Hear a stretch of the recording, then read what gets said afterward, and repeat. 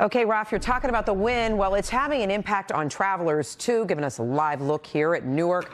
After a weekend of weather delays and cancellations, sadly, more to tell you about today. At our major local airports, almost 900 flights delayed and almost 100 canceled. Let's get out to News 4's Chris Glorioso live at LaGuardia for us with how things are looking where you are, Chris.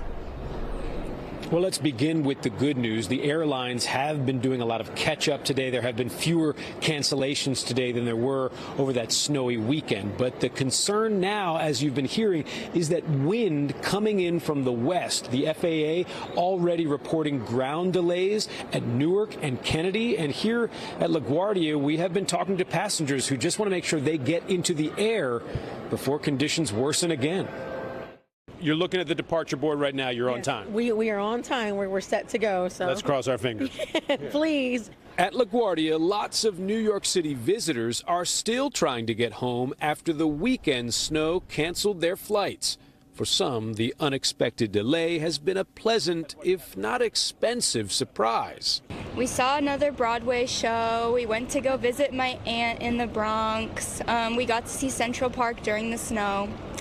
We did a lot of good things. But with Christmas in the rear view and 2026 just days away, air travelers are tiring of the persistent weather troubles after a strong storm in the upper Midwest caused blizzard conditions in Minnesota and a tornado in Illinois. Some parts of the Great Lakes experienced 1 to 2 feet of snow. Meanwhile, 50 to 60-mile-an-hour wind gusts have snarled air travel in the Ohio Valley, right where Karen Yu has been trying desperately to land. And that's why all the flights to Cleveland are canceled.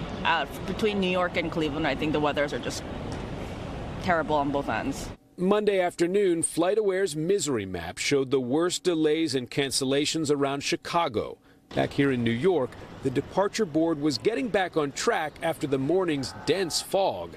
Some travelers told us that fog caused as much trouble on the roads as it did in the air. I was trying to go from Flushing to Manhattan, and I got a little lost, so I had to use Uber, but there was a lot of traffic because of the fog. So you've actually had more trouble with delays on the ground than in the air?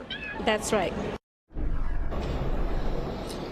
Back live at LaGuardia, where you can see that Cleveland flight on that board remains canceled. The big question tonight, those winds that have whipped up so significantly in the Ohio Valley, how significant will they be when they get here, and how significant of an impact might they have on our tri-state airports? Again, the FAA already reporting that some increased winds has caused some ground delays at Newark and at Kennedy. For now, reporting live at LaGuardia, Chris Glorioso, News 4 New York. We'll be watching that through the evening. Chris, thank you.